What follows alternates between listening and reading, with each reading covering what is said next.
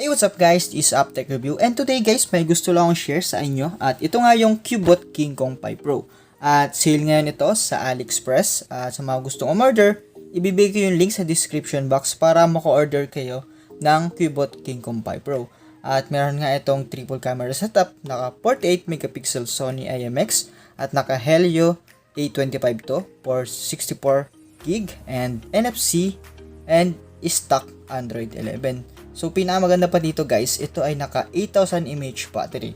At yun nga guys. So, sa mga gusto nga umorder nitong Cubot King Kong 5 Pro, ibibigay ko yung link sa description box para mako-order din kayo nito. At ano pang hinihintay nyo guys, bilhin na kayo ng Cubot King Kong 5 Pro. At ito yung Android 11 na rugged phone. So, napakaganda nito guys. At ito ay supported ng IP68 and IP69K, which is dustproof and waterproof. At ang presyo nga pala nito guys ay about $130 or around 6K. So ayan guys. So hanggang dito na lang this Uptech review. For more upcoming phone and unboxing, please like, share, and subscribe and click the bell button para lagi kayong updated. Peace!